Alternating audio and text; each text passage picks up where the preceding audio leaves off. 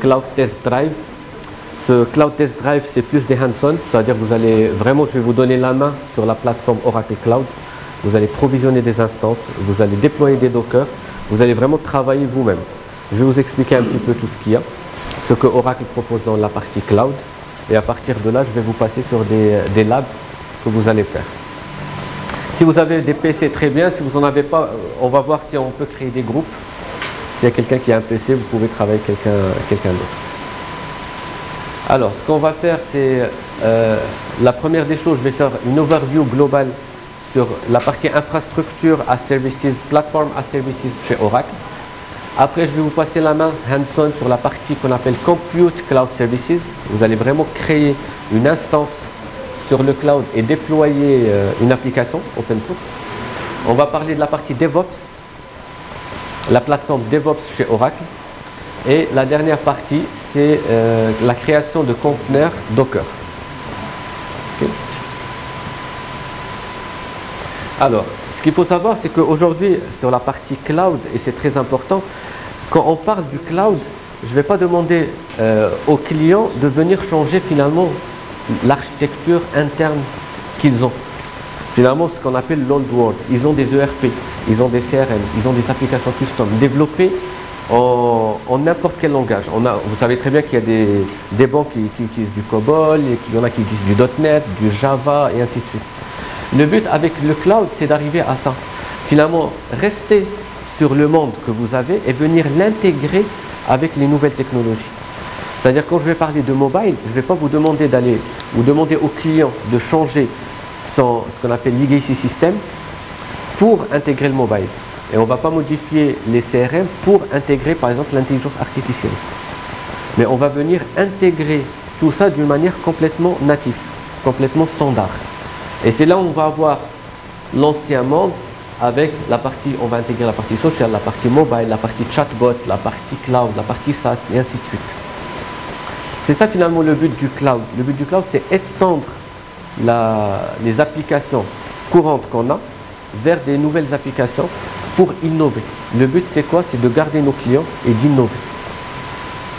Alors, chez Oracle, qu'est-ce qu'on a? On a 3 couches. Et on est parmi les seuls fournisseurs de cloud qui offrent ces 3 couches. C'est-à-dire on a l'infrastructure as service, platform as services et software as services. C'est quoi ces 3 couches? On va commencer par l'infrastructure as services. L'infrastructure as service, c'est ce que vous connaissez principalement, c'est hoster une machine. Finalement, je vais prendre, mais en mode cloud. C'est-à-dire j'ai du CPU ou du GPU, j'ai du network, j'ai du stockage, j'ai du load balancer, j'ai du DNS, et je vais construire l'infrastructure que je veux pour mettre des applications Oracle ou non Oracle.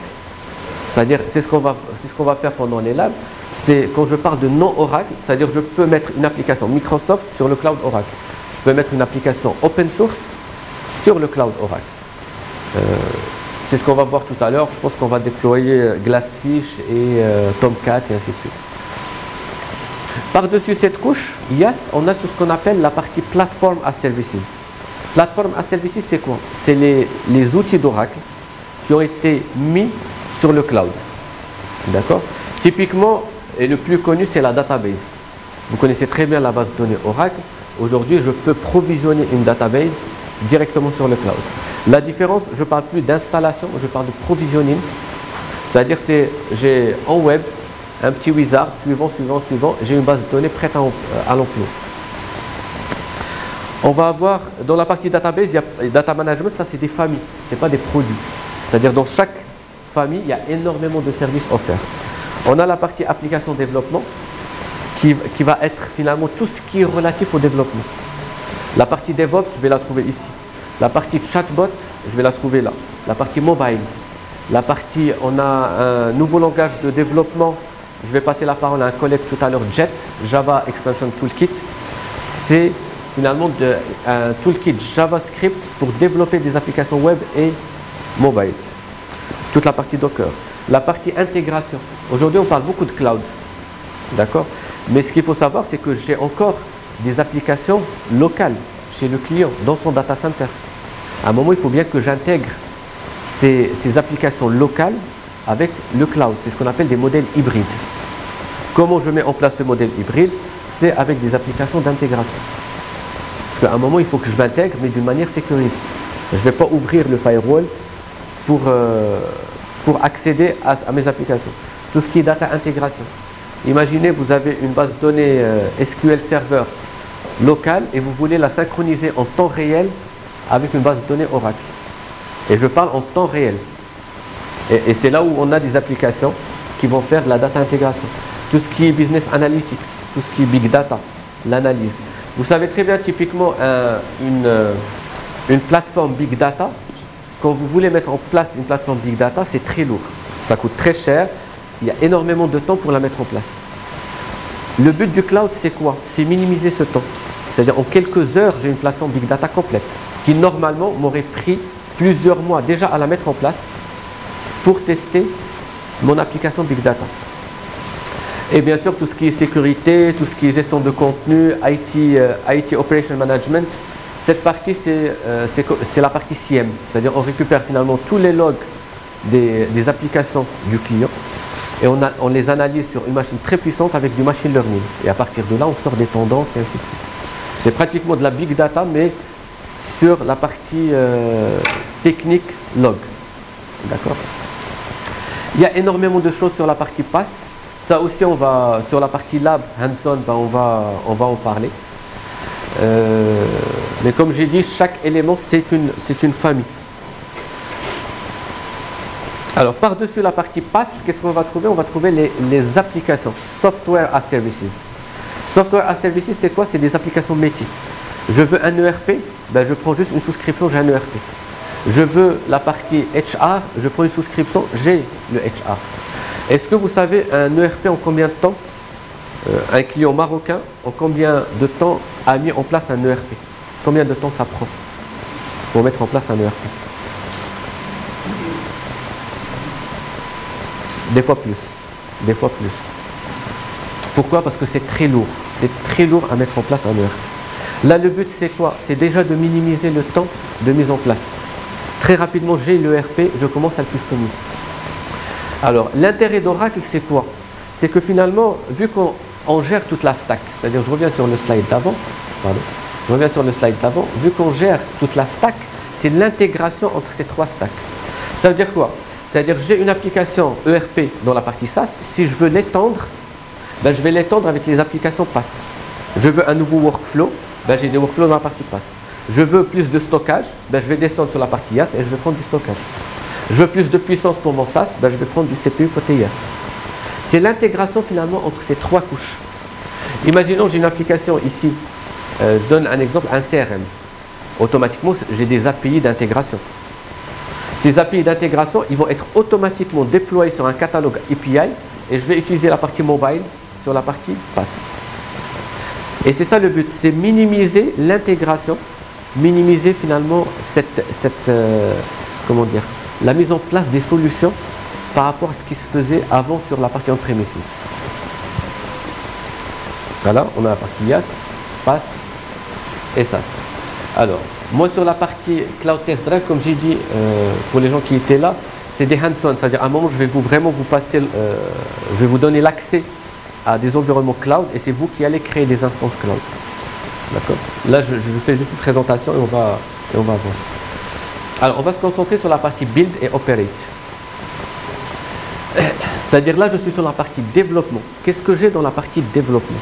J'ai, première des choses, pour les gens qui connaissent, c'est le serveur d'application WebLogic. C'est l'équivalent du WebSphere chez IBM, c'est l'équivalent d'un Glassfish, d'un JBoss, mais chez Oracle. D'accord? Première des choses, je peux avoir le WebLogic. J'ai fait un test un cluster WebLogic avec un load balancer et un rack database. Donc cette architecture, je l'ai déjà mis en place chez un client. Ça m'a pris plusieurs semaines. Pourquoi? Le temps d'avoir le matériel, le temps de configurer le matériel, le temps d'installer et ainsi de suite. Aujourd'hui sur le cloud, on parle de minutes. C'est-à-dire en même pas 40 minutes, j'avais une architecture clusterisée, complète, prête à l'emploi. Ça c'est la partie WebLogic. On va voir dans dans les labs toute la partie conteneur, la partie Docker, vous allez déployer des Docker avec des applications. Et comme vous savez, la partie Docker, je vais l'expliquer un petit peu tout à l'heure, c'est une technologie qui est vraiment, comment dire, qui commence vraiment à prendre, que ce soit sur le marché marocain ou au niveau international, où il y a énormément d'entreprises qui commencent à utiliser des Docker pour développer leurs applications et pour mettre en place ce qu'on appelle les microservices. Et on a bien sûr la partie DevOps, une plateforme complète de DevOps pour gérer mon cycle de vie au niveau du développement. C'est-à-dire qu'on vous donne les outils de développement, mais on vous donne aussi les plateformes pour gérer ce développement.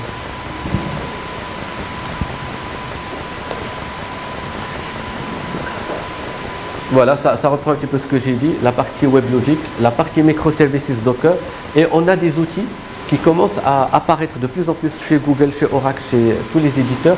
C'est ce qu'on appelle les low-code development. C'est je développe des applications sans aucun code. Ça veut dire quoi? Ça veut dire en très peu de temps, j'ai une application mobile sans écrire un code. En très peu de temps, j'ai une application web sans écrire aucun code. Ça veut dire quoi? J'ai une interface, d'accord? Je glisse mes composants, je relie mes composants à mes services qui, eux, sont reliés en intégration et j'ai une application. Le but, c'est quoi? C'est ce qu'on appelle des quick wins.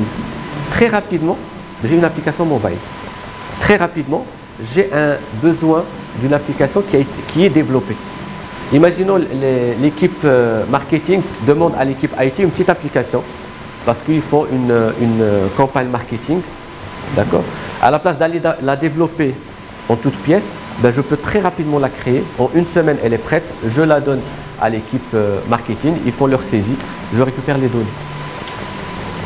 C'est ce qu'on appelle le low-code development. Et ça, c'est quelque chose qui apparaît vraiment, comment dire, il a été très poussé par la partie cloud. C'est-à-dire aujourd'hui, on parle même d'intégration avec aucun code. Application mobile, application web et ainsi de suite. Ce qui fait que, si je résume, qu'est-ce qu'il y a derrière la partie plateforme Cloud Services, c'est finalement on va mettre en place tous les outils nécessaires, que ce soit la partie front-end ou back-end, pour le développement.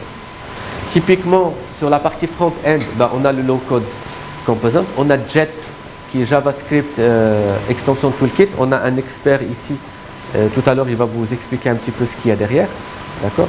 Mais c'est très puissant. Et il y a énormément de plateformes Oracle qui utilisent aujourd'hui Jet. D'accord? Et il est gratuit. Vous pouvez l'utiliser si vous voulez. On peut utiliser n'importe quelle application. C'est-à-dire, derrière, si vous utilisez les plateformes cloud, ça ne veut pas dire que vous êtes obligé d'utiliser du développement Oracle.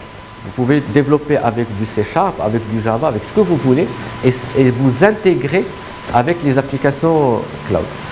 Toute la partie Common Services, bien sûr, toute la partie DevOps, la partie API Management, la partie Identity, la partie sécurité. Je ne peux pas développer une application si je ne parle pas de sécurité, si je ne parle pas d'intégration, si je ne parle pas de cycle de développement, d'analytique qui est très, très important.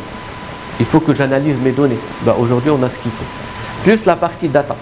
La partie data, ben, on a tout ce qu'il faut. Database, MySQL, NoSQL, Big Data et ainsi de suite. Très rapidement, j'ai une instance Big Data, je peux faire des tests et je l'arrête. Et je paye à la consommation. C'est ça le but du cloud, c'est que je paye à la consommation. Des cas d'utilisation, il y a énormément de cas d'utilisation. Il y a un point très important et qui nous différencie de la concurrence, c'est que les outils que vous avez on-premise, c'est-à-dire local, c'est les mêmes outils qui sont dans le cloud. Ça veut dire quoi? C'est-à-dire que vous pouvez commencer un développement dans le cloud, avec une base de données dans le cloud, avec un WebLogic dans le cloud. Et une fois que vous arrivez sur la phase de déploiement en production, vous prenez votre développement, vous le mettez en production chez vous. Ça veut dire qu'on n'a pas besoin de modifier. Il y a des concurrents qui proposent du cloud et on-premise, mais ce n'est pas les mêmes plateformes. On a besoin de modifier. Là, c'est exactement les mêmes plateformes. La database que vous connaissez, c'est la même. Le WebLogic que vous connaissez, c'est le même. Vous voulez du business, du process, du workflow humain, c'est exactement le même. Et on a énormément de clients qui aujourd'hui commencent le cloud sur la partie dev et test. C'est-à-dire qu'ils prennent les environnements de développement, de test, ils les mettent au niveau du cloud, ils commencent à travailler, en production, ils les remettent au niveau local. Et ça, c'est un point très important, vraiment différenciateur par rapport à la concurrence. S'il y a des questions, n'hésitez pas. Je suis là pour vraiment répondre à vos questions. D'autres cas, un extranet. Toutes les entreprises aujourd'hui utilisent des extranets. Pourquoi héberger votre extranet dans votre data center? Il sera beaucoup plus sécurisé dans un data center de catégorie Tier 4 et qui est beaucoup plus sécurisé. Utilisez le cloud comme plateforme de backup. Vous savez très bien qu'aujourd'hui, on a beaucoup de clients qui ont des plateformes on-premise, mais ils veulent mettre ce qu'on appelle le PRA, plan de reprise d'activité. Mettre en place un data center de backup, ça coûte énormément d'argent, ça prend énormément de temps. Rien n'empêche de faire mon PRA au niveau cloud avant de le mettre en vrai sur la partie, sur la partie locale. Alors, on va passer sur le premier lab, c'est-à-dire si vous avez des PC, ouvrez-les, parce que vraiment vous allez créer des instances. Je vais vous donner accès à des environnements cloud Oracle.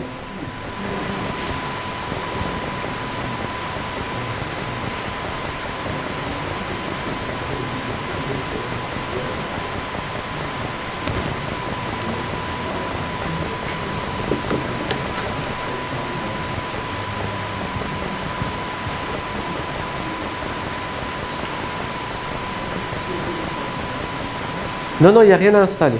Vous avez juste besoin d'un navigateur web. Je ne sais pas qui a un PC, mais si vous pouvez vous mettre en groupe. Pas de PC ici.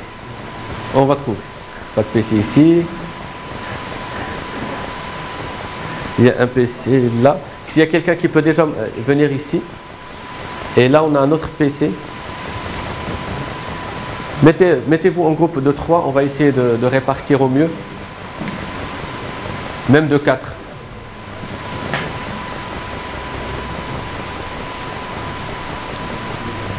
Dans tout cas, je vais vous montrer en même temps, mais le but c'est que vous le fassiez vous-même.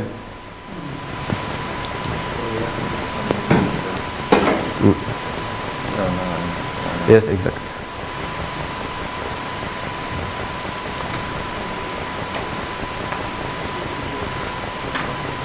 Dans tout cas, d'accord. Alors, pour accéder à l'environnement, c'est ça l'adresse. Après, elle va se transformer en adresse Oracle. Les utilisateurs, il faut choisir un utilisateur. Ce qu'on va faire, c'est utilisateur 1. D'accord. On a 9. Utilisateur 2. Utilisateur 3. OK. Le mot de passe, c'est le même, c'est Margot 2003. Pour les labs, il faut rentrer sur GitHub. On a des pages. Une page sur la partie... rentrez déjà sur les environnements. Et je vais faire la même chose. Hop. Je vais faire la même chose. Vous avez un Wi-Fi guest. Moi, je vais prendre utilisateur 10. Et vous allez vous connecter. Comme ça, je vous montre un petit peu à quoi ça ressemble le cloud Oracle. Alors, première des choses, et point très important, c'est ce qu'on appelle le dashboard. C'est-à-dire, dès que vous allez prendre une souscription chez Oracle, vous allez voir votre service qui va apparaître dans votre dashboard. L'intérêt, c'est quoi? Tout à l'heure, j'ai parlé de plusieurs services. J'ai parlé de RP, j'ai parlé de database, de big data, de Docker, mais en vrai, je n'ai qu'un seul dashboard qui va regrouper finalement tout mon IT. Et là, vous voyez, typiquement, j'ai une database, 2 bases de données Oracle qui tournent. Vous voyez, là j'ai 4 instances de computer qui tournent. Là, je suis sur la partie PAS. Ici, je suis sur la partie IaaS. J'ai du database backup. Et ainsi de suite. Là, c'est toute la partie Docker, toute la partie DevOps. Et finalement, j'ai un seul dashboard où je vais gérer vraiment tout mon cloud et toutes mes instances de cloud d'une manière complètement centralisée. Alors, qu'est-ce qu'on va voir ici? C'est finalement mes consommations par rapport au stockage, par rapport au compute, ce qu'on appelle les blocs, et ainsi de suite. Aujourd'hui, ce qu'on va faire sur la partie lab, je reviens sur le lab, vous allez sur GitHub, c'est-à-dire que ces environnements et les labs, ils sont accessibles sur le web. Vous allez sur GitHub.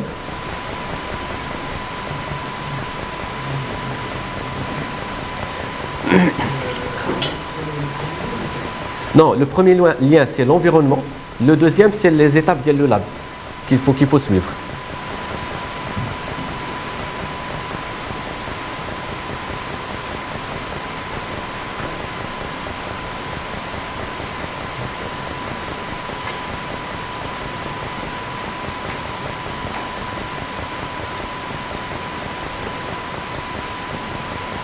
C'est bon pour le premier? Tout le monde a accès à un environnement?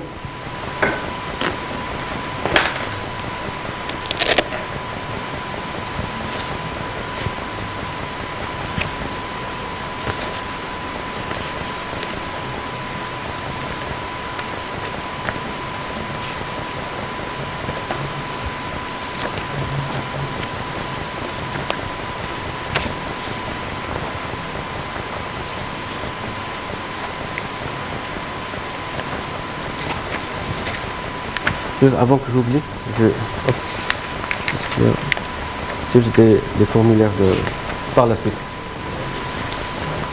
Hop, sinon je vais oublier. Et regardez, s'il y a des personnes, vous voulez me jouer sur tête, parce qu'il y a pas assez. Alors il y a une personne derrière ou la briquet. Il y a une personne derrière qui a un PC ou la petite remarque, ça serait plus simple.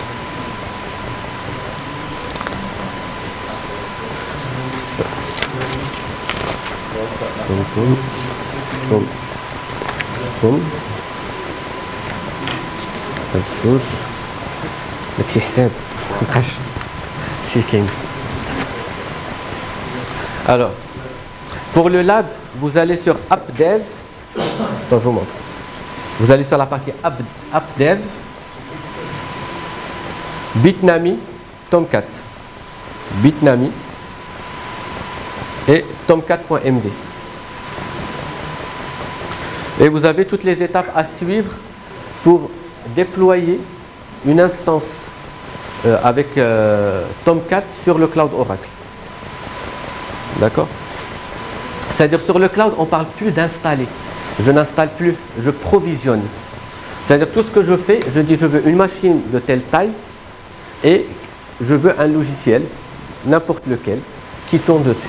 Alors comment ça marche? Je reviens sur mon environnement. Je vais sur la partie Compute classique. Vous voyez, Open Service Console. J'ouvre la console. Et ce que vous voyez là, c'est exactement la même chose pour déployer une database Oracle, de la BI, de la Big Data,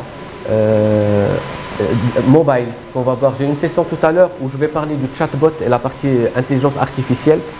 Même principe. J'ai une instance mobile dans laquelle je rentre et je provisionne. Vous voyez ici, qu'est-ce que j'ai? J'ai 4 machines qui tournent, 5 au CPU. Au CPU, c'est Oracle CPU. Oracle CPU, c'est l'équivalent d'un cœur Intel. 37,5 Go de mémoire et 440 Go de volume. Là, il faut suivre un petit peu le lab. Vous voyez, regardez, hop, créer instance. On va le faire. Créer instance. Alors ça c'est un nouveau écran qui vient d'être rajouté, vous mettez Customize. Alors, après Compute classique, vous cliquez sur Créer instance. Alors je reviens, voilà, Compute classique. Voilà, Open Service Console. Vous avez toutes les étapes qui sont affichées sur le lab.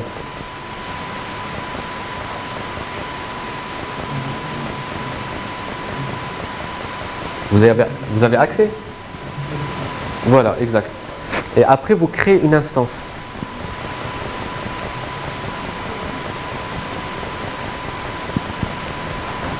Regardez ici. Typiquement, là, qu'est-ce que j'ai? J'ai un Microsoft Windows Server 2000, je sais pas, 2003 qui tourne. J'ai un database qui tourne, un Java Cloud Services qui tourne et ainsi de suite. C'est-à-dire que je vais avoir toutes les instances qui tournent sur mon cloud. Là, vous cliquez sur Créer instance. OK. Et vous mettez Customize ici. En haut, Customize. Alors, première chose, il va me demander quel est ce qu'on appelle le compute shape, c'est-à-dire combien de CPU je veux dans mon instance, combien de gigas je veux dans mon instance. Vous voyez? Typiquement, je peux prendre le premier, OC3.1 au CPU. Suivant. Attendez, si je fais... Hop. Non, pardon, faites un retour. Je voulais vous montrer cette partie qui est très importante, c'est image qui est là. c'est quoi? On a ce qu'on appelle le marketplace. Le marketplace,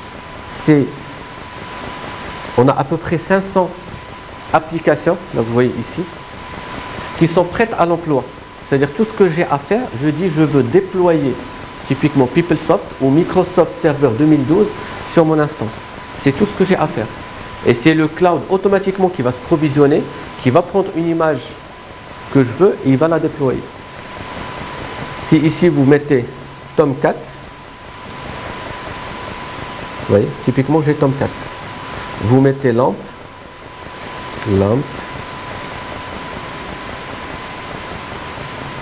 vous avez tout ce qui correspond à lampe. C'est ce qu'on appelle la marketplace. Je ne sais pas, qui connaît Bitnami dans le monde cloud? Alors, Bitnami c'est quoi? C'est une marketplace publique. C'est pas une marketplace Oracle, mais elle permet, ils ont énormément plus d'applications à déployer et Oracle est certifié avec cette plateforme, que ce soit Amazon ou Microsoft, pareil. C'est-à-dire je peux venir dire je veux une instance qui provient de Bitnami et je la déploie sur mon cloud Oracle.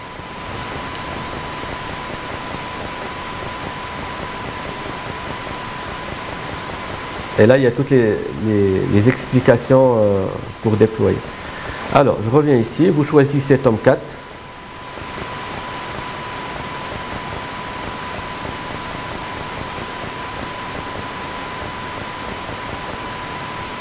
Vous voyez, ici, typiquement, il y a Tomcat sur Debian, il y a du Tomcat sur Ubuntu, et ainsi de suite. Là, finalement, on ne parle plus d'Oracle. C'est-à-dire, Oracle, il ne fait que hoster la partie cloud.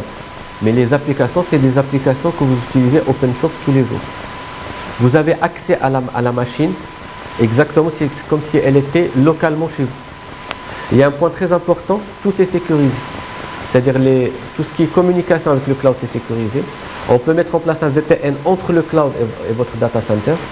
Et on a une notion, que vous allez voir tout à l'heure, de clé SSH. C'est-à-dire vous allez générer des clés SSH à, par exemple, 2048 bits. Et vous allez crypter les données ou l'instance complète avec votre clé. Et Oracle n'a pas cette clé. À partir de là, tout est sécurisé. Et là, vous suivez un petit peu le lab. C'est-à-dire vous choisissez Tomcat. Tomcat en Ubuntu 14.04. Je vais choisir celui-là. Voilà, Select. Installe. Suivant. Vous choisissez le shape 0C3. C'est-à-dire 1 au CPU, 7 Go 5 de RAM. Suivant.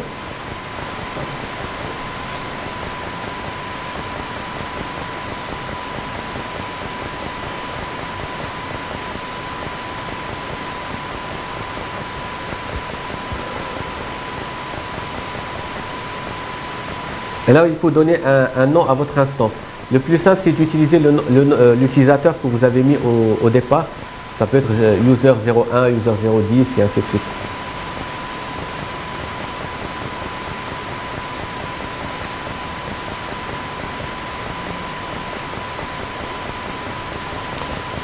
Et vous voyez ici, c'est ce qu'on appelle la gestion des clés. C'est ce que je vous ai dit. C'est-à-dire vous allez générer des clés. Même la database Oracle, quand vous allez faire du provisioning d'Oracle Database, toutes les données sur la base de données, elles sont automatiquement cryptées avec votre clé. Et pour les gens qui ne connaissent pas, en général, comment on fait les clés? On a deux clés. On a une clé privée, une clé publique. D'accord? Et si vous voyez ici, on est en train de parler de la clé publique. C'est-à-dire je donne à Oracle que la clé publique. La clé privée reste chez moi. Et à partir de là, je suis le seul à pouvoir accéder à mon instance et utiliser finalement cette instance database. Vous savez très bien, on parle énormément de protection des données personnelles.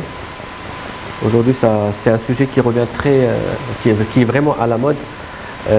Et parmi les éléments que les organismes demandent aux clients de mettre en place, c'est le cryptage. Il y a énormément de mécanismes, mais on a principalement deux mécanismes très importants. On a le cryptage des données, c'est-à-dire la donnée est stockée en cryptée sur la database, c'est-à-dire sur le disque. Même si je me fais voler le disque, c'est pas grave, la donnée est cryptée. Le deuxième élément de sécurité, c'est ce qu'on appelle l'anonymisation des données. C'est quoi l'anonymisation des données? C'est que, imaginons, j'ai une base de données avec des clients. Un Badr Issaoui qui est né à telle date et qui a un salaire de temps. Ce que je vais faire, je vais modifier, brouiller ces données. Ben, il ne va plus s'appeler Badr Issaoui. Il va s'appeler Jean, je ne sais pas quoi, une date de naissance là, et un salaire modifié. Et cette donnée n'a plus aucune valeur. Et c'est cette donnée que, par exemple, je vais utiliser pour le développement, que je vais utiliser pour les tests, et non pas la donnée de production. Si je veux, par exemple, dans le cloud, rien n'empêche de brouiller ces données et de les mettre dans le cloud pour la partie développement. L'intérêt, c'est quoi? C'est que je garde la sémantique. Imaginons j'ai une carte nationale, une lettre ou la deux lettres, elle commence par une ou la deux lettres et les chiffres après. Ben, même si je brouille, je garde ces sémantiques. Suivant, la partie réseau. D'accord. Il y a certaines choses, typiquement les adresses publiques, ben, on peut mettre autant qu'on veut. Toute la partie DNS, toute la partie sécurité liste. Ça, c'est juste au niveau provisioning. Mais après, je peux modifier les sécurité listes comme je veux. Ouvrir des ports, fermer des ports, donner accès à quelqu'un via SSH. Moi, je suis en train de vous montrer les étapes, mais suivez plutôt le lab. C'est là où il y a toutes les étapes détaillées qu'il faut suivre. D'accord? Moi, je n'ai pas encore créé de clé SSH.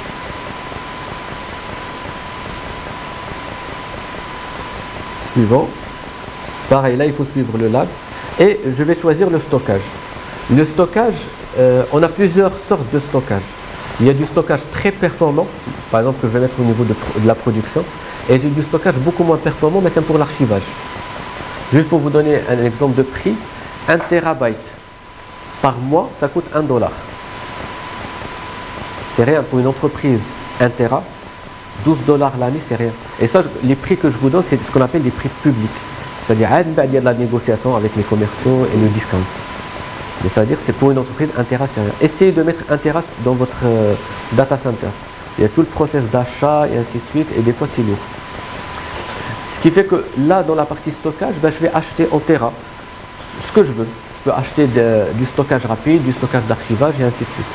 Du stockage que je vais utiliser avec l'instance et du stockage que je vais utiliser, par exemple, juste pour stocker mes backups que j'ai fait. À la place de le stocker localement, je peux créer une instance de stockage au niveau du backup. Suivant. Là, il vous fait un récapitulatif. Je n'ai pas mis toutes bien sûr les infos et vous mettez créer. Alors, au moment où vous faites ça, en général, en quelques minutes, vous avez votre instance qui est prête. C'est-à-dire que l'instance, la machine qui est up, tout est configuré et on a choisi Tomcat et Tomcat déployé. Et vous commencez à travailler. Ça peut être un test. Je veux juste tester Tomcat. Je veux tester Glassfish. Je veux tester une application custom que j'ai développée. C'est ce qu'on appelle lift and shift. Je prends l'application locale et je la mets au niveau du cloud.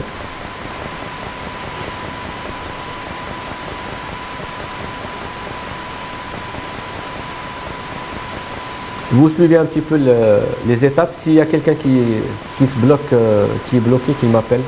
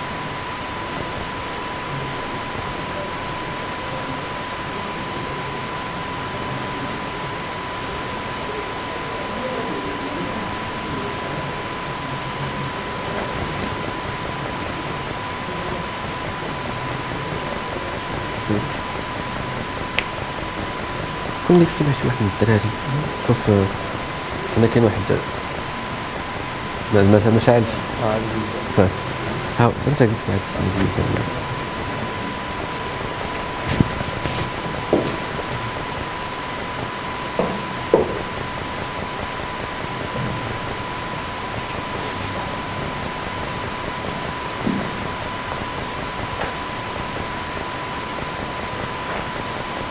Pour la clé SSH, après on peut en mettre autant qu'on veut, c'est-à-dire il n'y a pas qu'une seule. Je peux créer une clé SSH par personne et le jour où je veux arrêter l'accès d'une personne, je l'arrête pour cette personne. Là pour un client, je peux créer une clé SSH pour un partenaire qui va me développer une application et je l'arrête au besoin. C'est ça le but, c'est finalement on n'autorise que les personnes qui ont cette clé. Et la clé c'est... Alors là vous le faites parce que vous allez générer, comment dire, localement. Il y a des outils très simples, Putty. Putty a un clé générateur dialogue. C'est-à-dire localement tu as créé la clé dialogue, d'accord, et tu as tapé le hein? Exactement. Là c'est un accès, l'application elle est publique mais elle est absolument pas visible au niveau internet. Il n'y a que les personnes qui ont cette clé. Un tunnel via cette clé, c'est pas du VPN mais c'est plus du tunneling, du tunnel.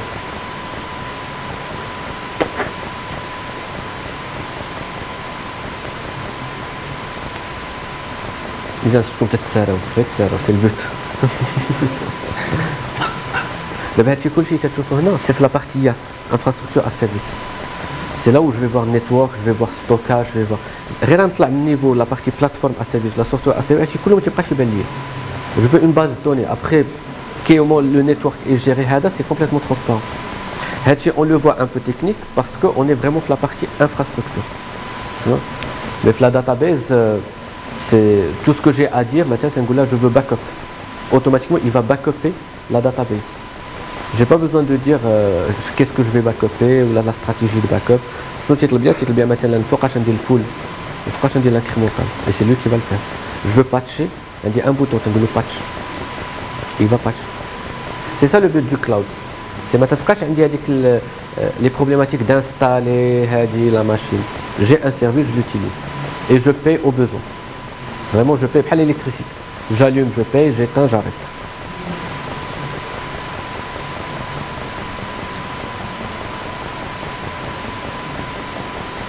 Bonjour.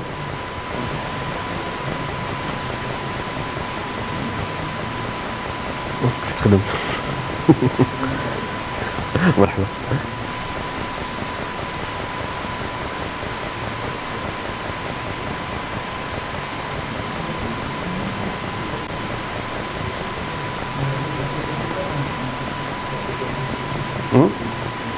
La clé SSH pour l'instant, il va vous donner une que vous allez utiliser.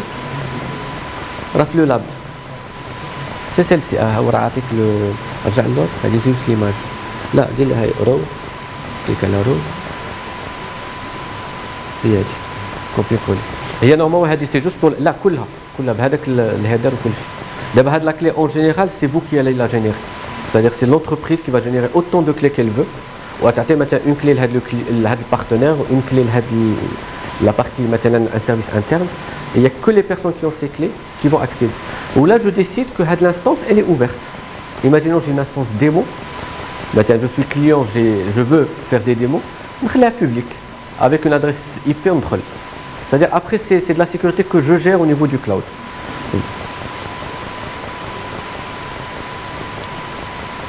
Pareil pour la partie, vous voyez la partie sécurité IP, je peux choisir maintenant quelles sont les adresses qui ont accès à mon instance. C'est-à-dire que je peux sécuriser par adresse IP, par clé, et vraiment fermer complètement mon instance par rapport au client.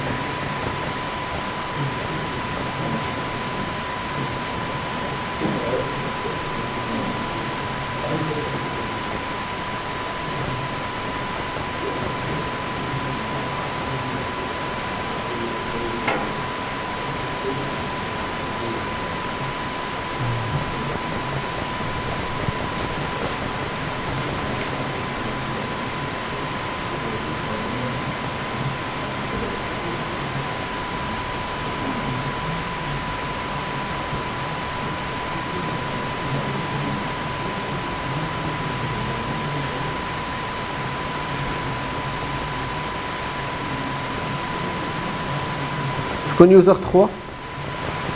Voilà, il y en a une qui a été créée. J'ai un user 3, j'ai un Gurjan. Ici. Starting. C'est moi.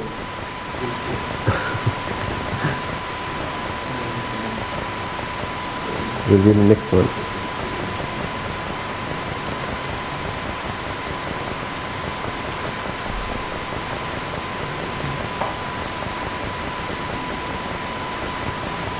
Est-ce que vous savez c'est quoi la différence entre du hosting et du cloud? Parce que je parle beaucoup de hosting, je vais hoster une application, et du cloud. Il y a énormément de différences. La première des choses, c'est l'élasticité. C'est-à-dire aujourd'hui, vous avez remarqué, maintenant, on dit un au CPU, on dit temps de mémoire et temps de volume. Je peux, d'une manière très facile, avec des clics, être très élastique au niveau CPU, au niveau network, au niveau volume. C'est-à-dire que je peux ajouter autant de mémoire que je veux, autant de CPU que je veux au besoin. Imaginons j'ai une application, elle a une utilisation moyenne la semaine, mais de temps en temps j'ai un pic. Ben, je peux pendant ce pic augmenter le nombre de CPU et absorber ce pic. Quand je fais du hosting, en général j'ai une machine figée qui n'est pas flexible. On a toute la partie, ce qu'on appelle scale in et scale out. C'est quoi? Vous savez ce que c'est un cluster? Un cluster, c'est-à-dire je vais mettre plusieurs nœuds de la même machine. D'accord? Laissez-nous dire les clusters. Il y a deux besoins. Pour répartir, première des choses, répartir la charge. Imaginez un dit 1000 utilisateurs, 1000 utilisateurs qui vont se connecter. Une machine n'est pas suffisante. Alors ce que je fais, mon application, je la déploie sur deux machines. Comme ça, cette machine gère 500 et celle-là gère 500. Si je mets 4, ben, je vais répartir. Ça, c'est le premier besoin d'un cluster. Le deuxième, ce qu'on appelle failover. C'est-à-dire dans le cas où j'ai une erreur sur un serveur, ben, j'ai l'autre qui reprend. Soit c'est du actif-passif, soit du actif-actif. L'autre, il continue à tourner. Et à partir de là, je n'ai pas d'arrêt de service. Le cloud, ça se fait automatiquement. C'est-à-dire selon des règles, je peux lui dire automatiquement créer un cluster et c'est lui qui va rajouter des nœuds ou réduire les nœuds. Comment on fait ça? Ben, on va mettre une règle, on va dire si pendant 5 minutes j'ai 80% de CPU utilisé, hop, il rajoute un nœud. Et cette flexibilité, aujourd'hui, elle est très difficile à mettre en place dans vos data centers et dans le, comment dire, dans le cloud en mode hosting. Quand je host, en général, j'ai une machine figée et je mets ce que je veux dedans. Si je veux augmenter, ce que je fais, je prends un autre abonnement d'une autre machine et je déploie sur cette machine. Là, non. Là, on est vraiment sur du très élastique.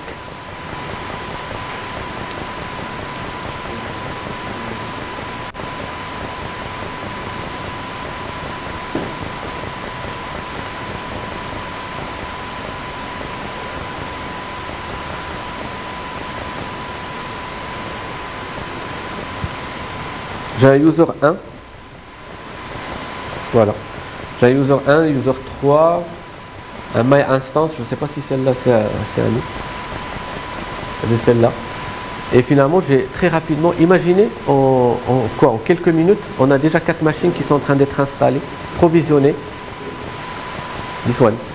Yes. Qui sont en train d'être installées avec, par exemple, Tomcat. Mais vous pouvez imaginer n'importe quelle application. Et vous pouvez, dès qu'elle est démarrée, vous pouvez voir l'adresse IP publique et rentrer dans cette adresse publique et commencer à travailler. Accès SSH, accès à la machine, c'est votre machine. Vous faites ce que vous voulez. Si vous l'arrêtez, vous arrêtez de payer. C'est-à-dire que vous payez à ce qu'on appelle à la consommation. C'est ça l'autre différence, c'est je paye à la consommation. C'est ce qu'on appelle le pay as you go ou la pay as you go ou la pay as you grow. C'est-à-dire j'allume l'électricité, je paye, j'arrête. D'accord? Alors, c'est bon pour ce lab, je vais passer... dans tout cas, les labs, vous les avez, les instances, vous pouvez y accéder même après. On va passer sur la deuxième partie.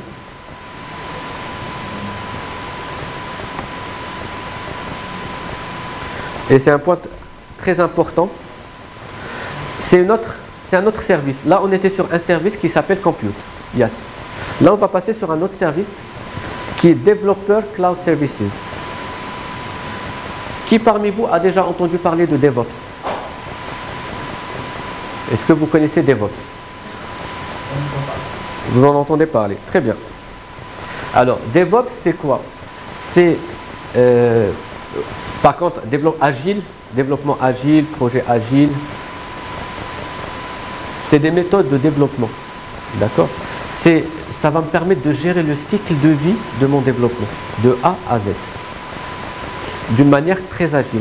DevOps, c'est pas une plateforme, c'est pas une c'est pas une application, mais c'est plus une culture qu'on va mettre en place dans l'entreprise pour gérer ce cycle de vie de développement. Tout le monde sait développer, toutes les entreprises développent, mais pas toutes les entreprises développent d'une manière, on va dire, organisée. DevOps, c'est quoi? C'est la contraction entre développeur et opérationnel. Je connais les Ops, on met les fonctionnels. Les fonctionnels, en général, il faut qu'ils demandent le projet. C'est l'ouïe, parce que c'est eux qui écrivent les specs. Les spécifications fonctionnelles, c'est eux qui écrivent. En général, un besoin d'une application, c'est le fonctionnel qui dit « je veux une application et voilà ce que je veux dans cette application ». Après, les développeurs, c'est la partie plan. Après, les développeurs, ils vont commencer à coder, à faire du développement, à collaborer entre eux et ainsi de suite. Et finalement, cette plateforme que je vais vous montrer, vous avez aussi accès, elle va me permettre de gérer ce cycle complet.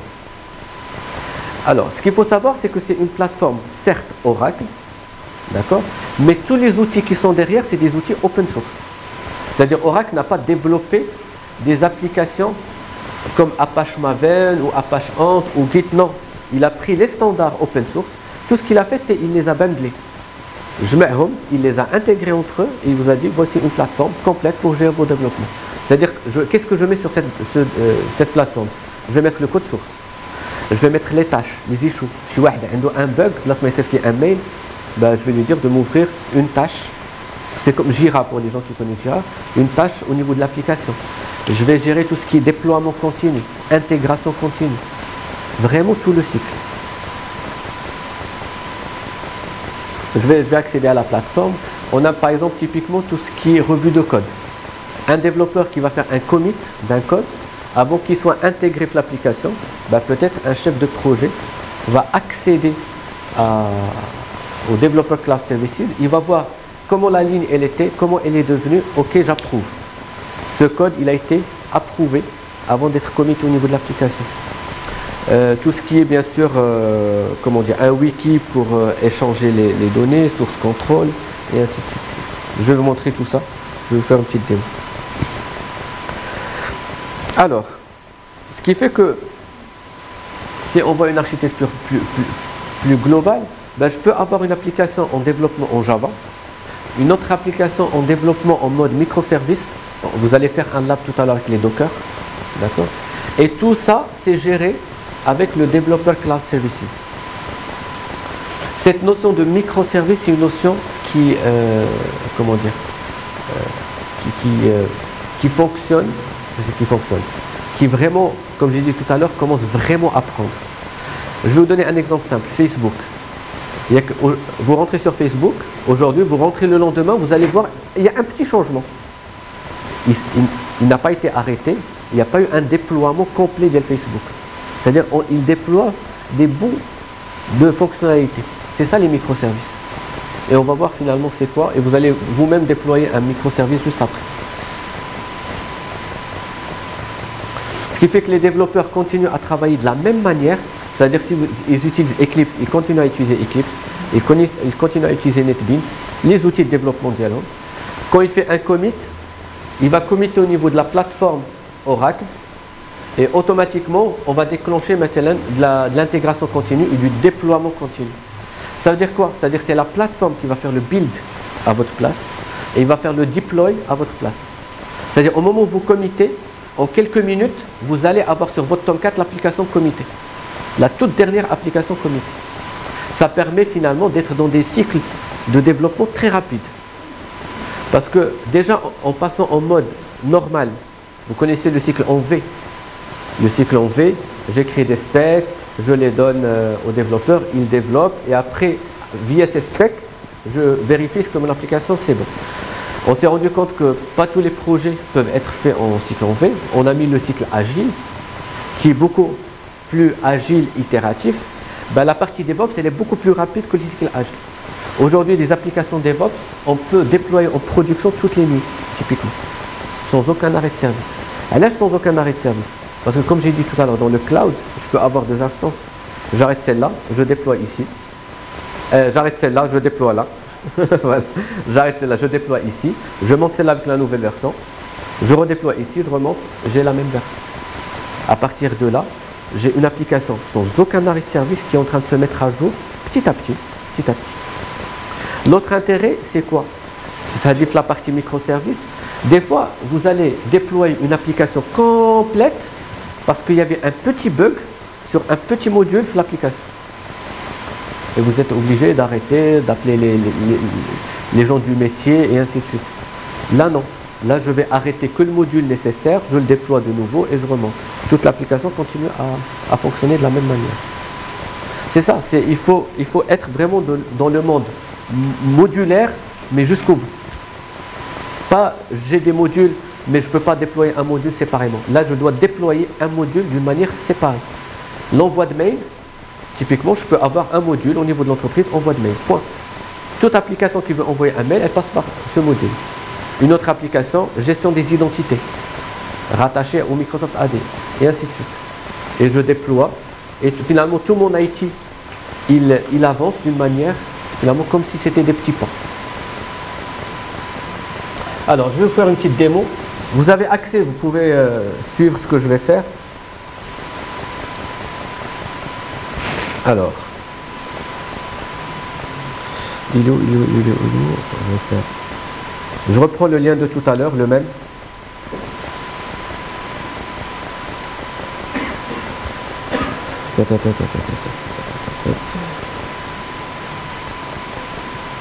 Je vais entrer sur le même lien que tout à l'heure, parce que comme on a vu, finalement, c'est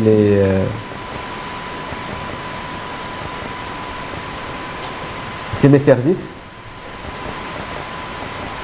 Ouais. Et là, j'ai développeur, celui-là. Et c'est ça la plateforme DevOps. Avant, j'étais sur la partie compute. Tout à l'heure, j'en avais 4. Aujourd'hui, j'en ai 8. Parce qu'entre-temps, vous avez déployé des instances. Je vais aller sur la partie développeur Cloud Services. Open Service Console.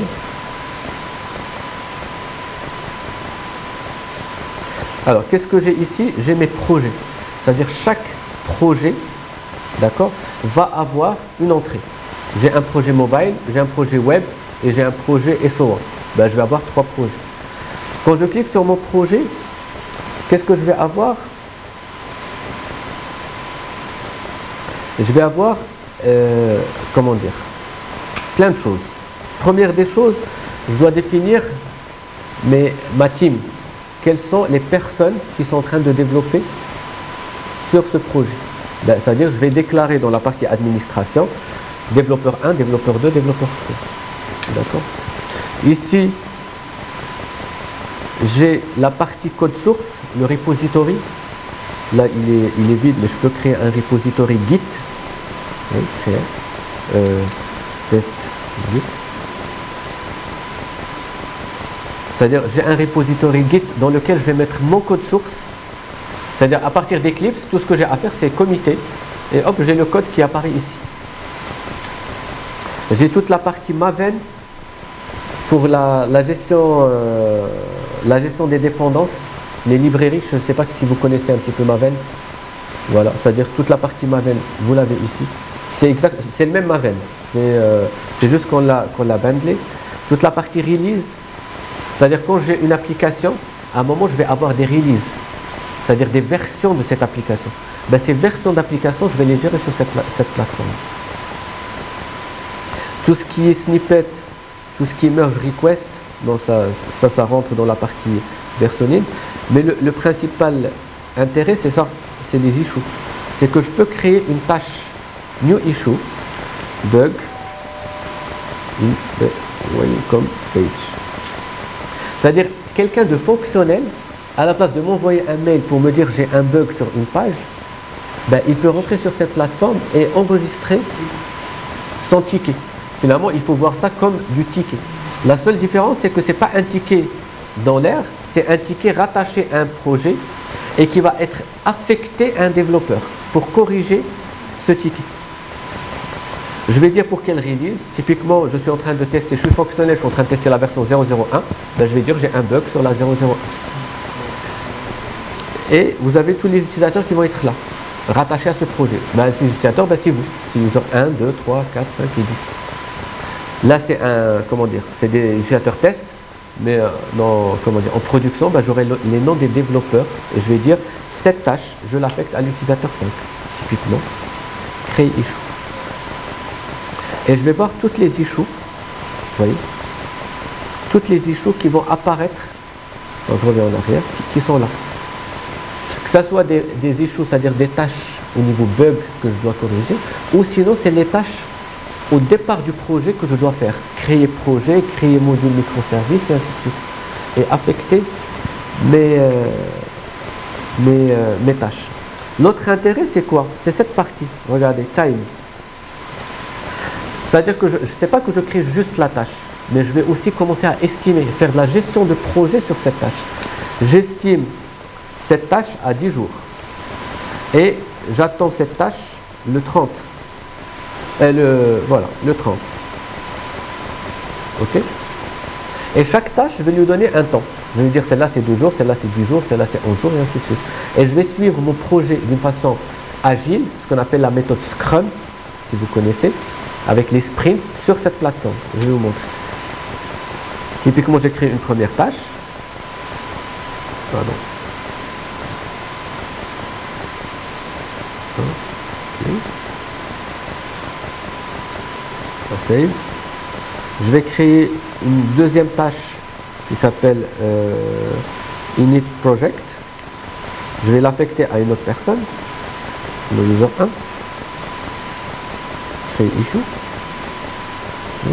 Et je peux aller sur la partie Scrum, sur la partie finalement gestion de projet, où je vais créer ce qu'on appelle un board, my board. Je vais créer, vous voyez ici j'ai les issues, les new, pardon, pas new issue, les sprints, je vais créer sprint 1. Est-ce que quelqu'un connaît cette notion de sprint et de backlog?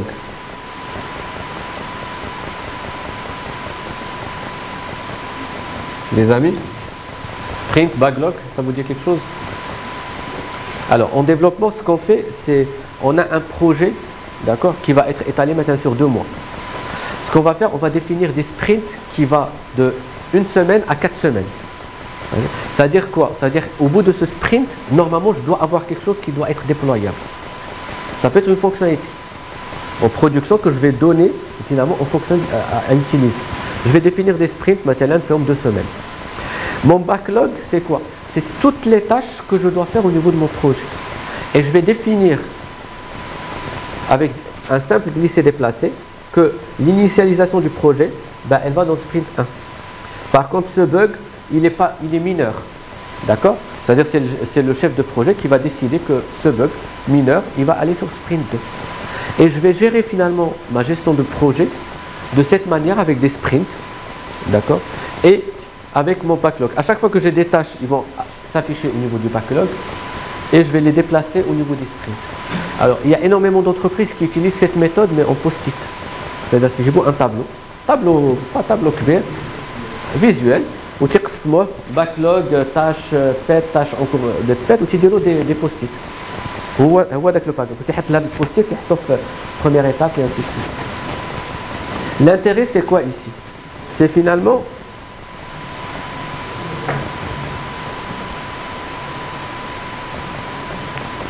je peux avoir plusieurs boards différents, je peux suivre mes projets, même si c'est au sein du même projet, mais je peux avoir plusieurs boards.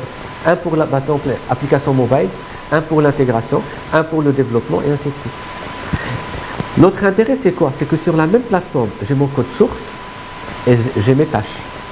C'est-à-dire quoi? C'est-à-dire que le développeur, au moment où il va corriger le bug, il va faire le commit, il peut dire je fais le commit par rapport à cette tâche qui m'a été affectée. وما تبقاش le commit بوحدو وعاد خصو يدخل la plateforme يقول هاد la tâche elle est fermée راه صوبتها. Non, mais tout est rattaché. ce commit par rapport à cette tâche et je fais avancer le projet. Le chef de projet titre, qui chauffe la partie sprint dialogue, la partie board, il va voir les tâches elles ont été terminées à temps, ils sont en retard et ainsi de suite.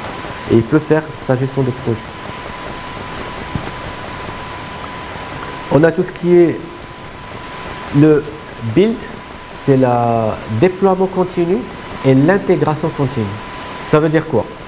Ça veut dire qu'au moment où je fais un commit au niveau de mon application, je vais vous montrer, test build.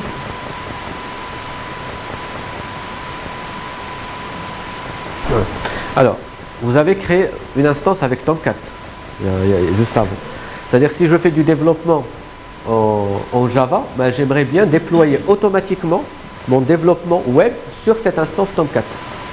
Mais pour déployer, il y a deux façons de faire. Soit c'est le développeur qui doit lui-même générer le WAR, ou l'EAR, le prendre et le mettre sur le serveur d'application. Soit c'est la plateforme elle-même qui va le faire. C'est-à-dire la plateforme va récupérer le code source, elle va suivre les étapes qu'on va lui dire ici. C'est quoi ces étapes? Finalement, c'est du ANT, c'est du Gradle, c'est du Node.js, et ainsi de suite. C'est les technologies que vous connaissez. Et je vais lui dire, bah, à chaque fois qu'il y a un commit, tu me prends le code, tu me le compiles, tu me génères un WAR. C'est ça la partie build. Et il va le faire automatiquement. Une fois que j'ai fait la partie build automatique, qu'est-ce qui reste? C'est la partie deploy automatique. New config. Et je vais lui dire, vous voyez, le job, c'est ce que je viens de créer, test job. Je déploie où, ben, je vais décider où je vais déployer. Ça peut être le Tomcat qu'on vient de créer, ça peut être WebLogic. Est-ce qu'à la demande ou automatique? Et je crée un déploiement. Et à partir de là, c'est ce qu'on appelle le déploiement continu et l'intégration continue. C'est-à-dire ces tâches, c'est plus le développeur qui va les faire, mais c'est la plateforme. C'est-à-dire, imaginez, on a un environnement de développement. À chaque fois que je vais corriger un bug, je commit, hop, j'ai la nouvelle version qui apparaît sur mon environnement, déjà testable au niveau de l'entreprise. Je peux lancer des tests de non-régression sur cette application. Et à partir de là, avancer beaucoup plus rapidement au niveau du cycle de vie. Ce qui fait que c'est une plateforme il y a énormément de choses à l'intérieur. J'ai un wiki, j'ai toute la partie bien sûr configuration, usage métrique, des dashboards et ainsi de suite. Notre intérêt c'est quoi? C'est que le développeur, il va rester sur son Eclipse. C'est qu'on a des plugins au niveau de Eclipse, de NetBeans, de JDeveloper. Et ces plugins, ils vont automatiquement s'intégrer à cette plateforme. Et à partir de Eclipse, je vois les tâches que j'ai à faire. Je ne vais pas sortir de Eclipse et prendre la plateforme. Le développeur faut Eclipse et ben nous les tâches. Ou à dire commit, ou ben nous les tâches sur lesquelles il doit commit.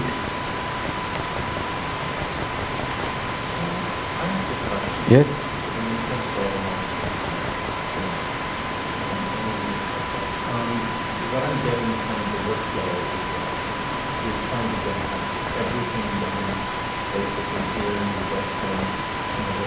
Exactly. What do you mean by everything? Well, I mean, so you're creating a point to basically gone through issue tracking, Exactly. and Project management, little part of project management. all the project management components, stuff like that. And maybe you're getting to this sort of stuff and getting to it. Is it not possible that it kind of drop an image locally here when you're doing this sort of work with that? Yes, it's completely possible. We have a services for Docker, and we can deploy our Docker. So, sorry, you getting to that then? You will do that right now? Yes. Okay, sorry. Yes, we have a lab specifically for Docker. Okay, sorry for that. No problem. This part is just to manage, to have the best practice to manage a project. But Well, I'm not sure that I'm going to change my question. Yes. it's not. But I'm really interested in part of everything. Okay, perfect. Voilà, ce qui fait que je continue à travailler, les développeurs continuent à travailler de la même manière sur Eclipse, sur JDev, sur NetBeans, et ils utilisent cette plateforme comme outil de ce qu'on appelle la gouvernance de développement. Je vais gérer mon projet d'une manière centrale. Tous mes développements se font de cette manière, et ainsi de suite. Très important, on n'est pas obligé de commencer avec tous les modules. Je peux utiliser la plateforme juste avec maintenant la partie code source et la partie track issue. Et l'intégration continue, ça peut venir par la suite. Alors, on va passer sur la prochain sujet, qui sont les applications container cloud services. C'est la partie Docker dont on a parlé tout à l'heure. Alors, il y a un terme qui revient très souvent en ce moment, c'est la partie microservices. J'ai commencé un petit peu à en parler. Alors, ce que vous connaissez, la plupart des applications aujourd'hui qui existent, elles sont en monolithique. C'est une application qui est déployée d'un seul bloc sur un seul serveur d'application avec une database. En général, c'est ça les applications. Aujourd'hui, la partie microservices, c'est vraiment, il faut voir comme si c'était des modules, comme ce que vous connaissez, mais déployables séparément. Il faut que le module soit déployable séparément. C'est-à-dire que je peux déployer un module, vraiment déployer les autres. Alors, le terme microservice, vraiment, il a commencé à apparaître. Ça, c'est une recherche d'IA Google à partir vraiment de 2013. Mais vous voyez, ça a commencé très rapidement et ça a augmenté d'une vitesse énorme. Et la partie microservices, dès qu'on va parler microservices, on va parler de Docker.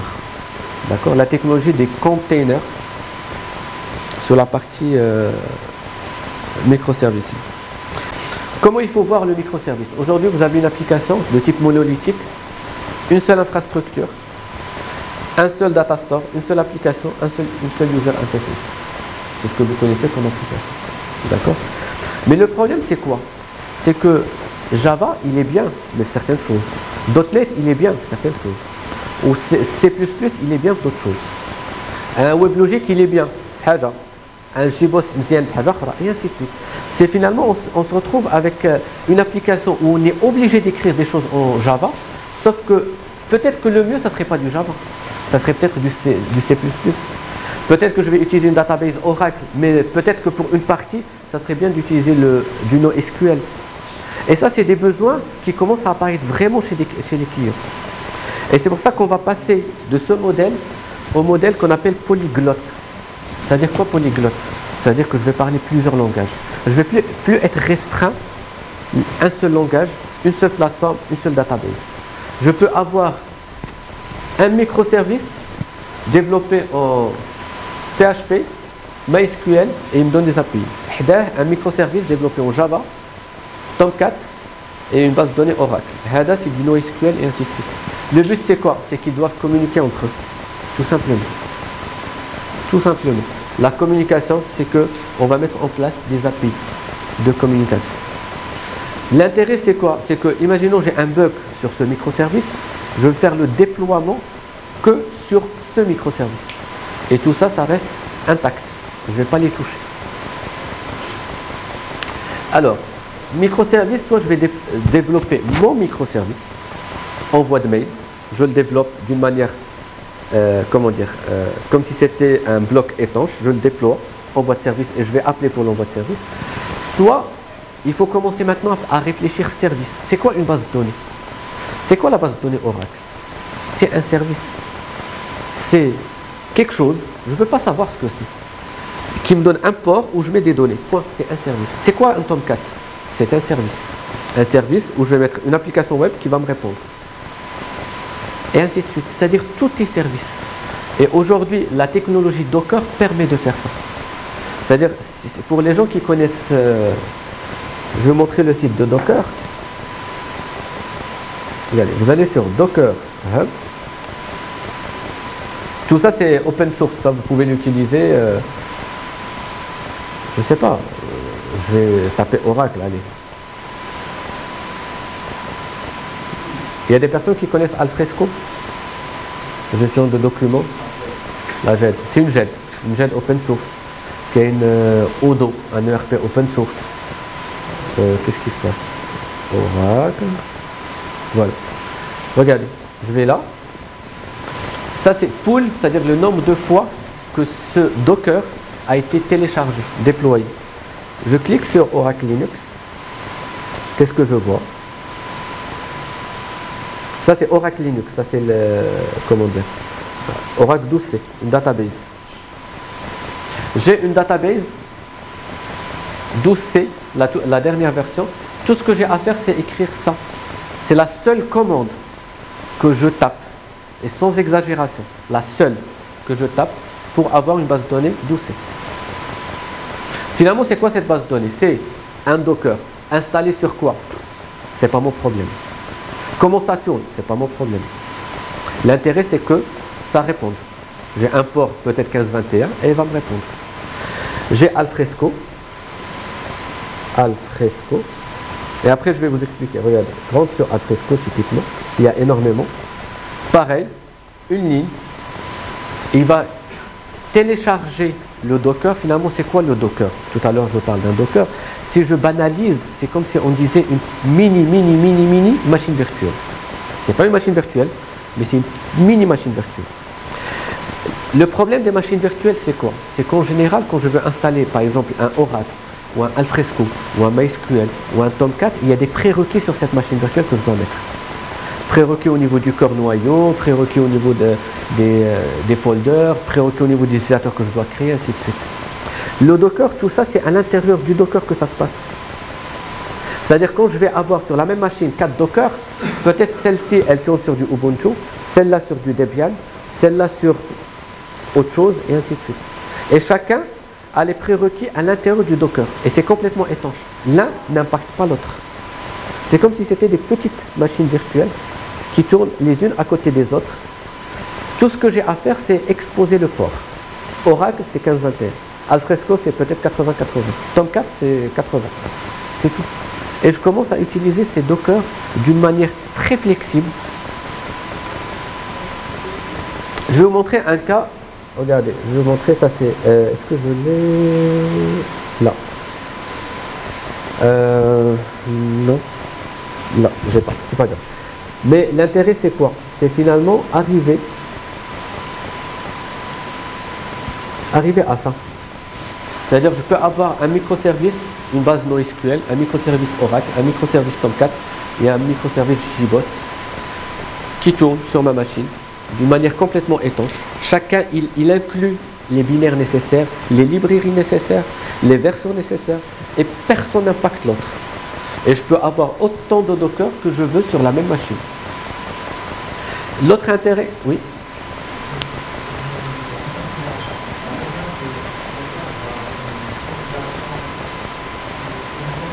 Oui. Non. Alors, vous prenez une machine, imaginons que vous prenez une machine vide. Vous installez le Docker, c'est-à-dire l'outil Docker. D'accord? C'est le seul truc que vous allez faire. Un fichier exécutable. En général, c'est du... Bon, je l'utilise maintenant sur Linux. On va dire un fichier exécutable. À partir de ce fichier, une fois qu'on a la couche Docker, c'est hadik la ligne, je fais un pull et c'est tout ce que j'ai à faire. Il n'y a pas de config. Parce que l'image que je vais récupérer, elle contient déjà sa config. Si je récupère Oracle 12c, il contient à l'intérieur déjà la config. Moi c'est un service que je veux. Tomcat, c'est un service que je veux. Je ne vais pas me soucier de comment je vais le mettre en place, ou comment je vais l'installer. C'est comme ce qu'on a fait tout à l'heure. Vous voulez un Tomcat, c'est point. Je ne veux pas savoir ce qu'il y a derrière. Le but du Docker, c'est ça. C'est juste que j'arrive à quelque chose qui est beaucoup plus restreint et je peux en mettre beaucoup sur ma machine. Ce que je vais faire, je vais démarrer une machine, juste et de me montrer vraiment des Dockers qui tournent. Comme ça, vous visualisez un petit peu.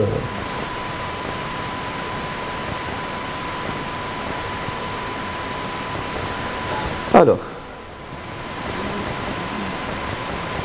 ça c'est des modules typiquement qu'on peut mettre en Docker. Je peux avoir une plateforme de monitoring complète avec Elasticsearch, Kibana et ainsi de suite. Maintenant, ça peut être un Docker qui tourne. Les autres, ils vont juste venir consommer, ou la IA, elle va consommer les autres. Toute la partie autorisation, ça peut être un Docker. Login, un Docker.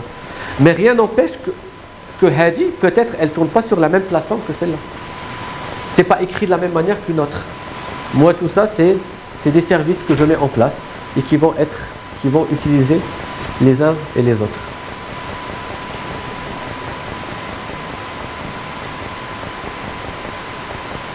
Alors, l'intérêt d'utiliser Docker, c'est quoi? C'est ça l'icône de Docker, vous allez voir un petit peu, ça revient très souvent. Première chose, polyglotte, c'est-à-dire que derrière, c'est un service, je ne vais pas me soucier de ce qu'il y a derrière. PHP, Java, C++, Oracle, Alfresco, pour moi tout ça finalement ce n'est que des services. Elastic, point très important. Imaginez vous avez une application que vous avez déployée et une fois par mois vous faites un envoi massif de mails. Et l'application elle ne supporte pas cet envoi massif de mails. Ce que vous faites du scale-out, vous agrandissez la plateforme, soit vous rajoutez du CPU, soit de la RAM, soit vous la mettez en cluster. En mode Docker, ben c'est juste le Docker d'envoi de mail que je vais clusteriser. 4 fois. J'envoie mes mails et je réduis. Et je paye pas l'élasticité de l'application Camla, mais je paye l'élasticité de le Docker. Toute la partie monitoring, c'est-à-dire un seul dashboard et j'ai toutes les applications qui tournent. Est-ce qu'elles sont arrêtées, démarrées, les logs, les erreurs et ainsi de suite. Vous allez accéder à une plateforme, vous allez voir. Ça c'est une application, comment dire, c'est une VM. Je vais juste vous montrer.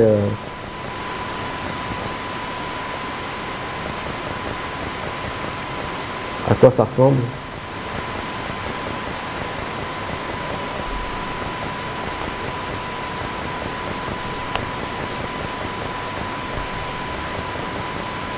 Regardez. Là, j'ai 1, 2, 3, 4, 5 Docker qui tournent sur ma machine. D'accord? J'ai un Docker MySQL 5.7.20. J'ai un JHipster Registry. C'est une application que j'ai récupérée, j'en avais besoin. J'ai un S-Office. C'est OpenOffice. D'accord? Celui-là, maintenant, à quoi il me sert? Il me sert à faire de la conversion de doc vers PDF ou le HTML PDF. C'est un service. Moi, j'ai un service, j'ai besoin d'un service de conversion. Pourquoi je vais le développer? Ça existe. Je l'utilise. J'ai un Postgres, une autre base de données. Et j'ai un Alfresco qui tourne. Regardez, j'ai 5 pratiquement machines, applications qui tournent complètement d'une manière complètement séparée. C'est-à-dire la kulla wahda aura le binaire ديالها في وسطها. Ou elle tourne d'une manière séparée. Je peux l'arrêter, je peux la démarrer. L'autre point qui est important, c'est les ports. Tout ce que j'ai, c'est, je sais que si je veux accéder à MySQL, j'ai un 3306. Je veux accéder à ce Alfresco, j'ai un 8080 qui est là. D'accord? Et à partir de là, je ne sais pas si ça va marcher. Et si je fais Alfresco, non.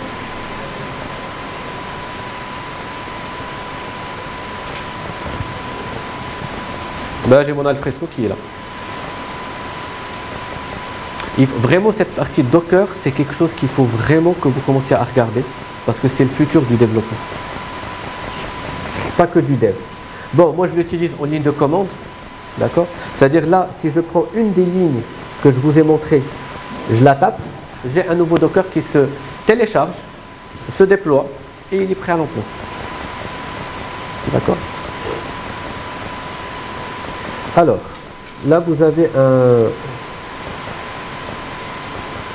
Pardon.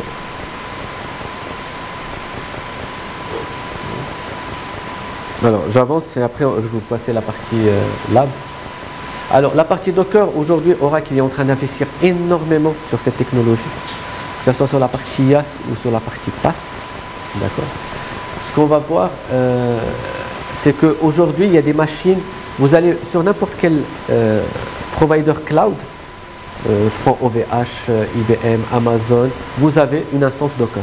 C'est-à-dire que c'est quelque chose qui commence à vraiment rentrer dans les mœurs. J'ai une instance Linux, Windows et j'ai Docker. C'est-à-dire quoi? C'est tout ce que je vais déployer, c'est des Docker.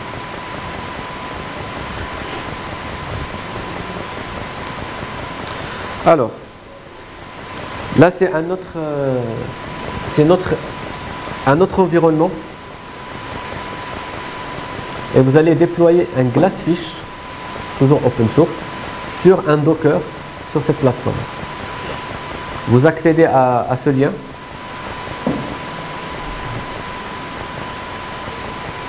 C'est Oracle Container Cloud Services, c'est-à-dire en général les termes, dès qu'on va voir le terme container, automatiquement c'est Docker et je suis en mode microservice.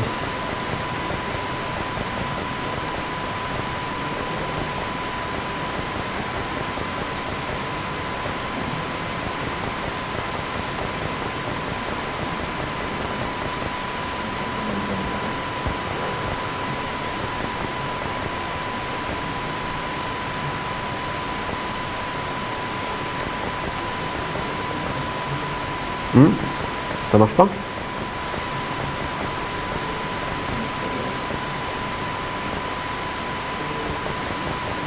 Ah. Ok, attendez.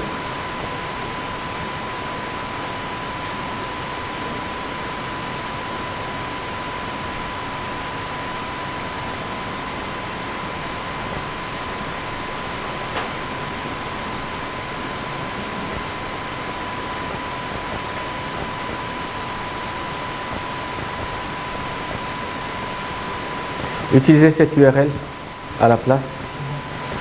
Ok.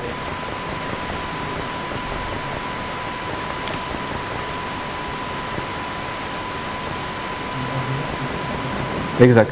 C'est le même qu'avant. C'est juste c'est un autre dossier dans lequel il faut rentrer.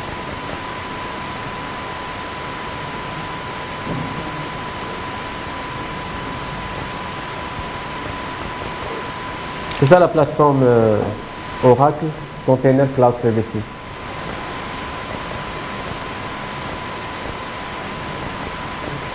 Ouais. Voilà.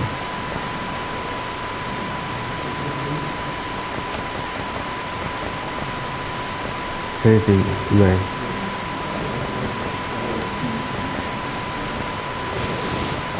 Si هذه ما خدماتش هذه le lien direct.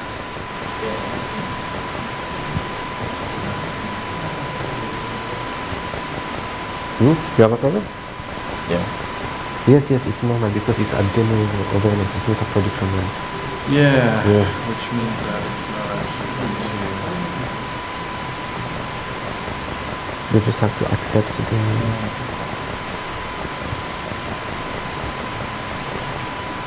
Ça c'est une plateforme de démo, c'est pour ça que vous avez le message au début que c'est une connexion qui n'est pas privée. Il faut juste accepter, passer... ولا ما خدماتش دير هذيك لا دوزيام تختم.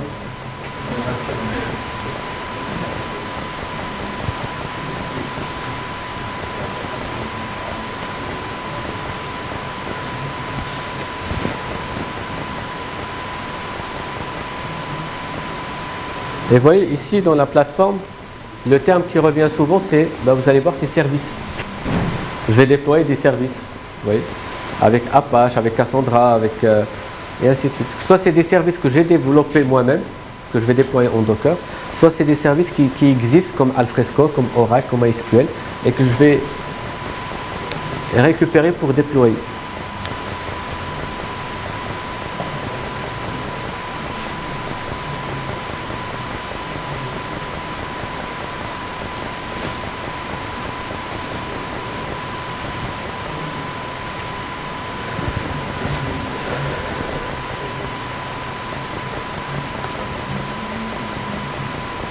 Admin, this one, small cap, and password admin with a capital A, 1, 2, 3. Pour le lab, c'est le même lien que tout à l'heure, il faut juste rentrer dans un autre dossier.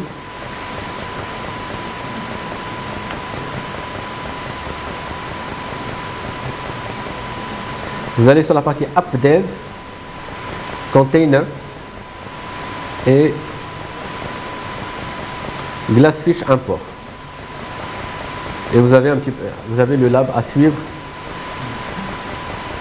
pour déployer un Docker.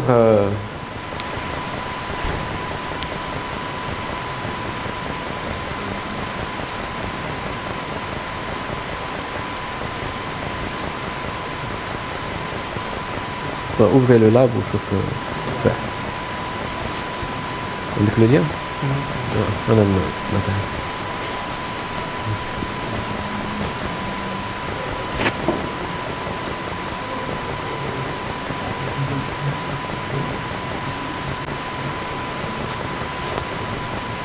Ouais.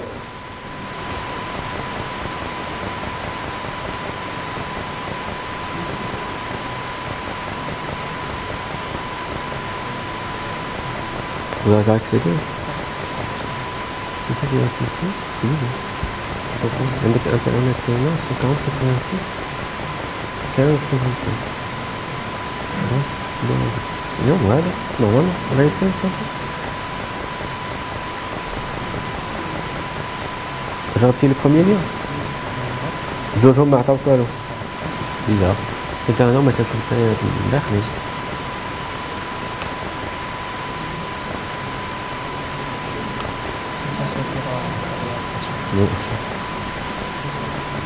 لا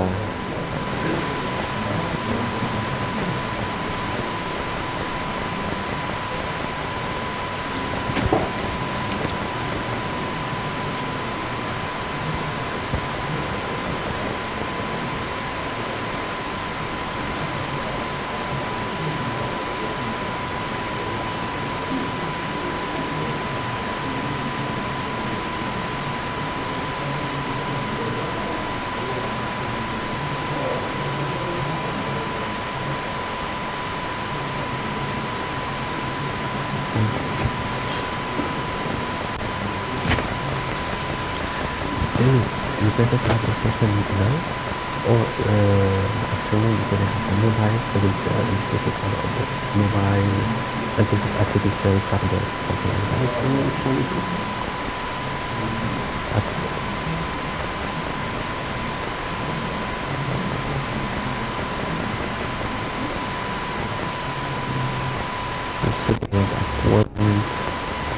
We are here, we have another one. Yes. Exactly. Exactly. I could talk here for 5 minutes. Okay. So here for 5 minutes. Okay. Good. Good.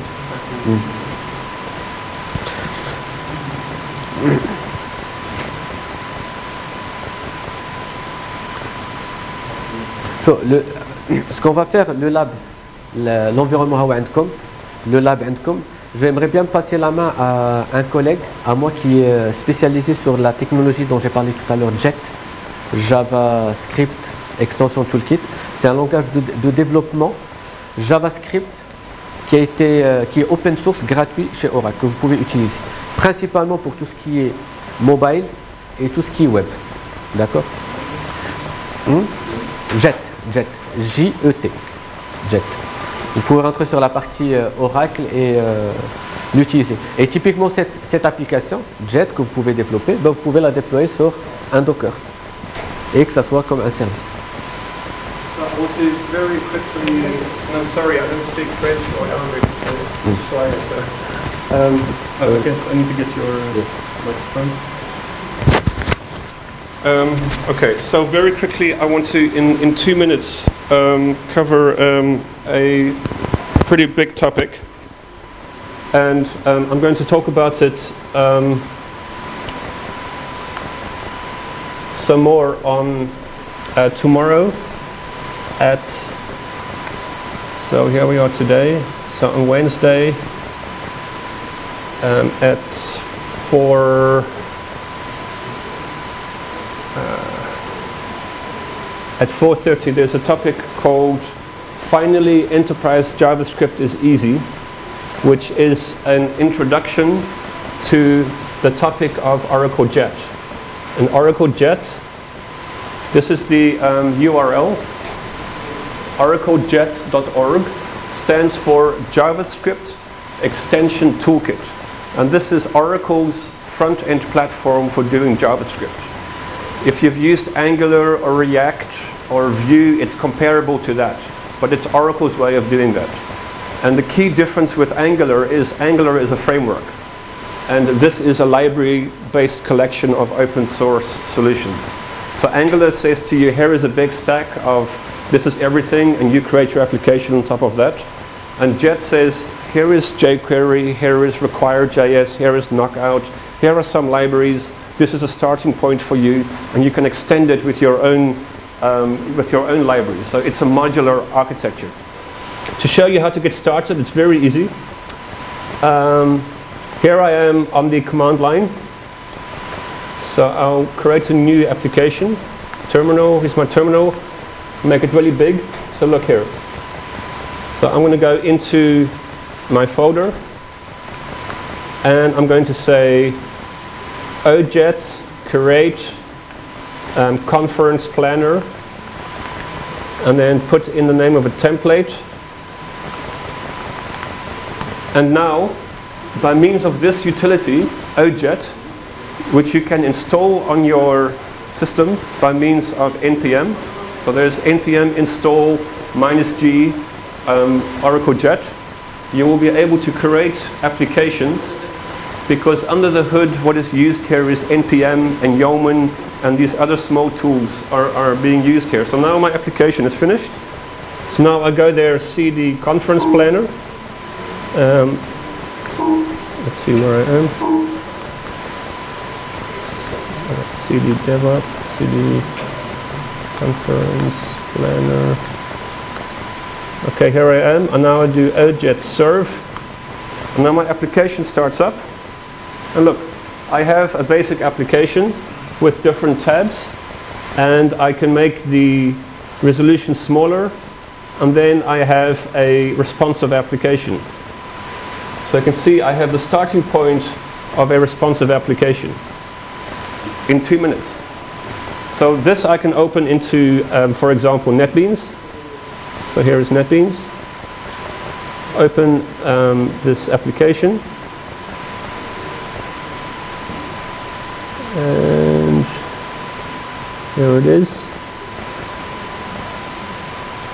Conference Planner. So now I can open it, and what you see here is just JavaScript. You can see here if anyone who uses JavaScript uses jQuery.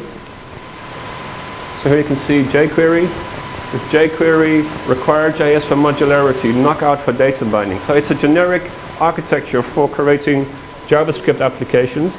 It also has a cookbook, and I will show you this tomorrow. And in the cookbook you will see many graphs and charts, for example. So do you want to use graphs and charts? These are free graphs and charts that you can use. You can copy and paste them from this cookbook into your application. So here, for example, is a bar chart. And let's say we want to use a bar chart on our application. Here's the chart and here's the code. I can copy this code and paste it into my application. Here is the view, and there is the JavaScript. Now you can see that there's a toolbar here. So you can see here is the toolbar defined, and I can select the toolbar, and I can delete it in the browser. So I've deleted it here. I click apply, apply, and now the toolbar is gone. So I can tweak these components directly in the browser, and then copy this code and paste it into my application. One final point to make is this is the architecture of these applications. So you see here that on the server side it's completely open. You have REST or WebSocket to whatever data you want to use, you can use it. You have Java EE on the back end, Spring Boot, Node.js, whatever you like. Typically you have REST and JSON. And then this is Jet. So Jet provides the architecture, the components, the templates, everything for setting up a solid JavaScript application. This is how we are doing JavaScript front-end development in Oracle, exactly in this way, and you can use it yourself, and it's all for free. You don't have to ask anybody, you can just start it and use it and develop real large enterprise JavaScript applications. So I will talk about this in more detail, in a lot more detail tomorrow at 4:30 in this room, I think, or 4:30, or no, it's in a different room. Vivian, at 4:30 tomorrow on Oracle Jet and JavaScript. That's it. Merci beaucoup. Merci vraiment pour votre participation. Moi, j'ai une autre session tout à l'heure à 13h15. Je vais parler de l'intelligence artificielle, des applications mobile, finalement, au-delà de l'artificielle, et la partie chatbot. Je vais voir un petit peu ce qu'on a dans le chatbot, comment se développer, communiquer avec le marché et l'intelligence artificielle. C'est tout à l'heure dans cette salle à 13h15. En tout cas, merci beaucoup pour votre participation. N'hésitez surtout pas, je reste dans le coin si vous avez n'importe quelle question. Très bien.